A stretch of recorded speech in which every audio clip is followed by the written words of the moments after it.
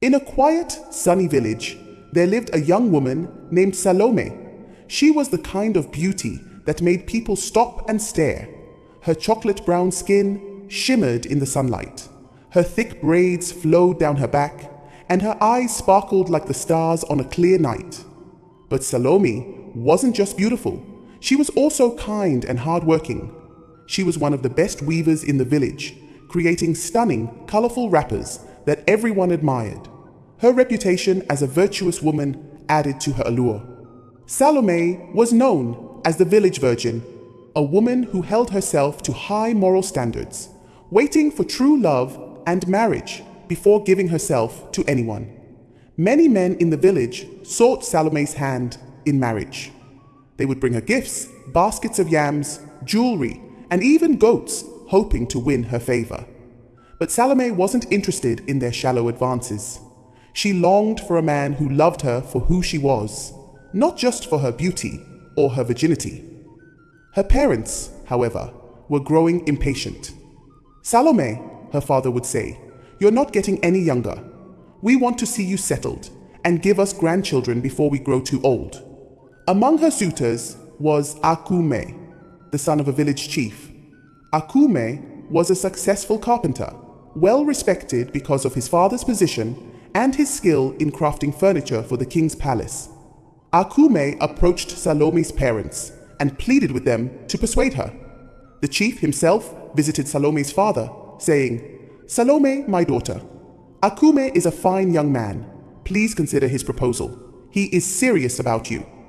Out of respect for her father, Salome decided to give Akume a chance. He was charming and seemed genuine, and before long, they were engaged. But as the wedding approached, Akume's true intentions began to show. He repeatedly tried to convince Salome to sleep with him, arguing that they were practically married. Salome held her ground, but one day, out of love and trust, she relented. That night, something strange happened. No matter what Akume did, he couldn't penetrate her.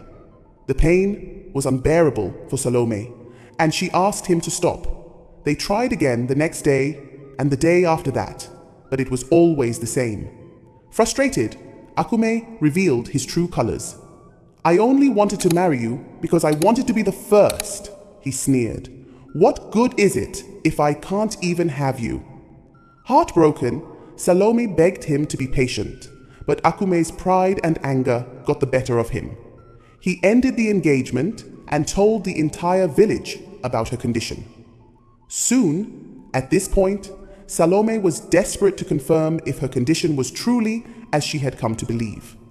After Akume left, more men came forward to date her, and she decided to test her condition with any man she dated.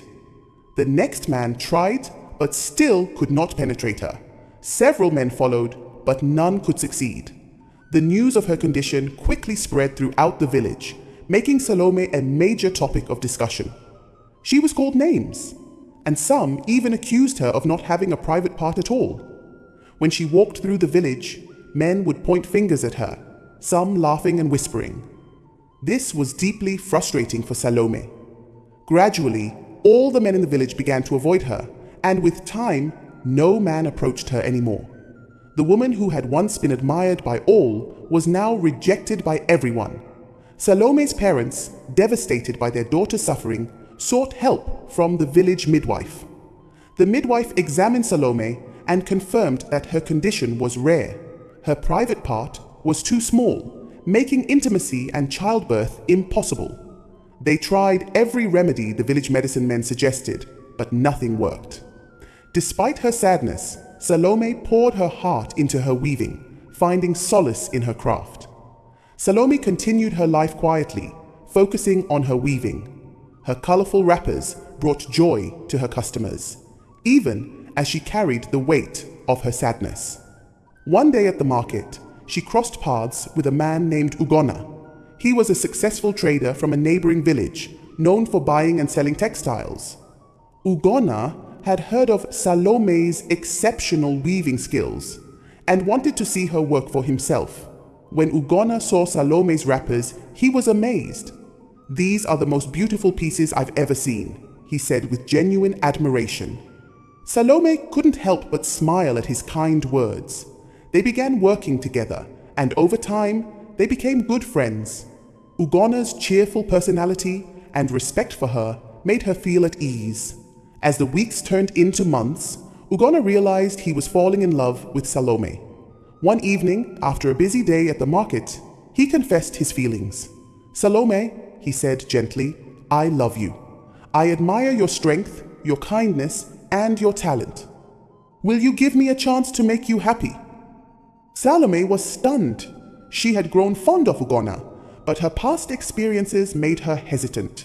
She began avoiding him, hiding whenever she saw him approaching her weaving shop. Ugonna was confused and hurt, but he didn't give up. One day, he surprised her with a visit. "Salome," he said softly, "if I've done anything to upset you, please forgive me. I only want to understand." His sincerity touched her heart. She decided to open up, asking for some time to gather her thoughts. A few days later, Ugonna invited her to the riverside. The sun was setting, painting the sky in hues of orange and pink. "Salome," he said, "you can trust me. Please tell me what's troubling you." Feeling safe in his presence, Salome shared her story. She told him about her condition, the humiliation she had faced, and her fears of being rejected again. As she spoke, tears rolled down her face. Ugonna listened intently, his heart breaking for her.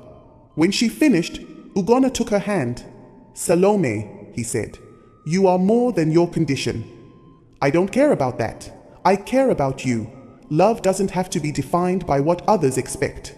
Let me show you that we can create our own happiness." Salome was deeply moved by his words. For the first time in a long while, she felt hope. Salome and Ugonna began a new chapter of their lives together. He kept his promise, showing her love and affection in ways that didn't depend on physical intimacy. They shared laughter, dreams, and quiet moments under the stars. Ugonna found creative ways to express his love, making Salome feel cherished and valued. Their relationship didn't go unnoticed. The villagers, who had once mocked Salome, were now intrigued. How could a woman with her condition find happiness? Slowly, their whispers turned into admiration as they saw how Ugonna treated her with respect and devotion. Salome's weaving business flourished even more with Ugonna's support. Together, they expanded her craft to neighboring villages, spreading her vibrant designs far and wide. Salome's joy returned, and her parents were relieved to see her smiling again. One day, while sitting by the riverside, Salome looked at Ugonna and said, "You've taught me that love isn't about perfection. It's about acceptance and finding joy in the little things." Ugonna smiled and held her close. "And you've shown me what true strength looks like," he replied. Their love story became an inspiration, teaching the village that happiness comes in many forms. Salome and Ugonna had been married for 2 years, and their love was strong. Ugonna adored Salome, even though she carried a condition that made her heart heavy. Salome often wondered, what if one day Ugonna grows tired of me and leaves? These thoughts haunted her, along with her deep wish to share physical closeness with him and give him children. Ugonna's family did not make things easier. They accused Salome of witchcraft, spreading cruel rumors that she had eaten her own children and made up her condition to hide the truth. They came to her home often, hurling insults and making her cry. But Ugonna stood by her side, fiercely defending her every time. Despite his support, Salome felt isolated and defeated. One day, Salome sat in her shop, tears rolling down her face. An old woman dressed in tattered clothes entered quietly. Salome quickly wiped her tears and greeted the woman. "Hello, Mama. You are welcome. How may I help you?" The old woman smiled weakly. "Thank you, my child. I am poor, and my granddaughter is getting married. I want to buy her a wrapper as a gift. Can you show me the cheapest ones?" Salome showed her the options, but the woman's face fell when she heard the prices. She turned to leave, murmuring, "Thank you, my daughter." "Wait, Mama," Salome called. She handed the woman a beautiful wrapper and said, "Take this for your granddaughter. You don't need to pay. I wish her a happy marriage." The old woman's eyes filled with gratitude. She blessed Salome, her voice trembling with emotion. As she prepared to leave, she paused. "My daughter, I know about your condition. The whispers in the village have reached my ears. I might know a way to help you, though it is a dangerous path." Salome's heart raced. "Please, Mama, tell me." The old woman leaned closer and pointed to the hills. In the silent forest of Ojiji, there is a magical tree called the Tree of Truth. If you drink its sap and make a wish with a pure heart, the tree will grant it. But the journey is not for the faint-hearted. Excited and hopeful, Salome rushed home. When Ugonna returned, she shared everything the old woman had told her. Ugonna was skeptical, but saw the hope in Salome's eyes. "How can we be sure the tree exists?" he asked. "We don't know for sure," Salome admitted, "but we must try." The next morning, they set out for Ojiji Forest.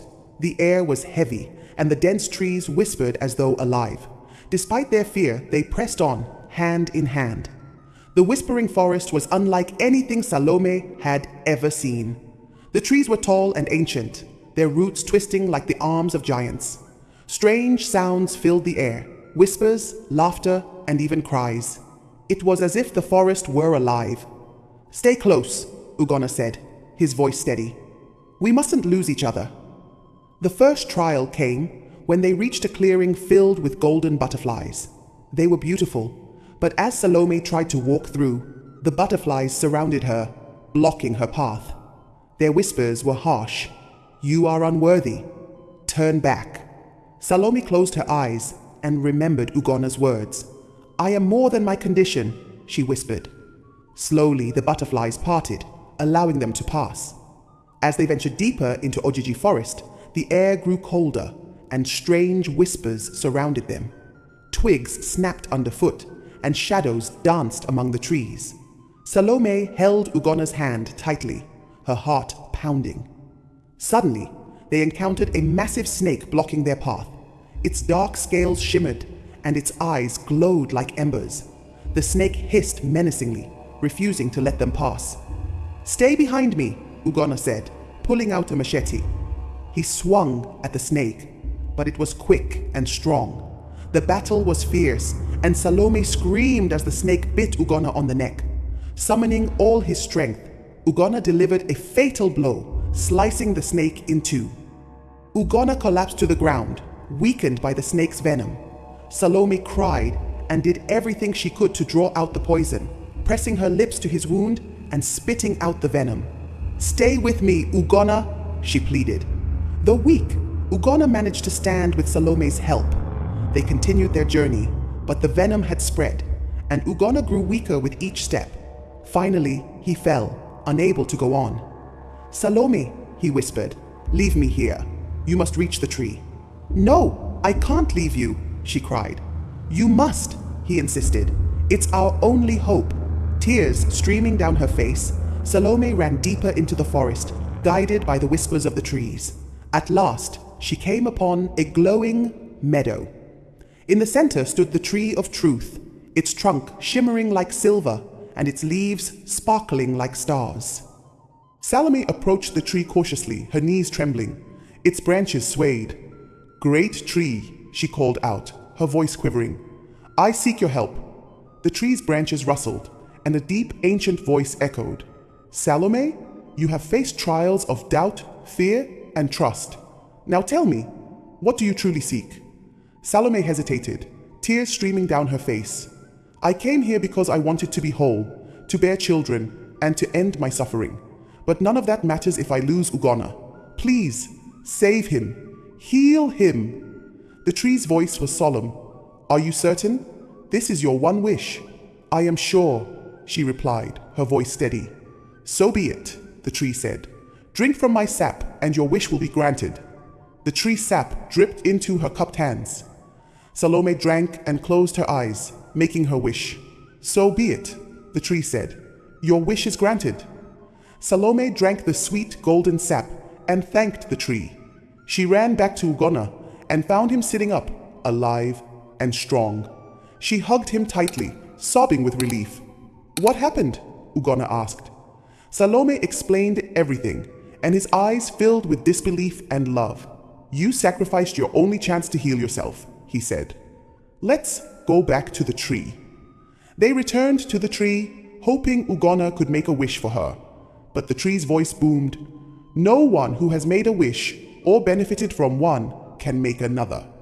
Defeated, but grateful to be alive, Salome and Ugonna left the forest. Though Salome's condition remained, their love grew stronger, for they had faced the impossible and survived together.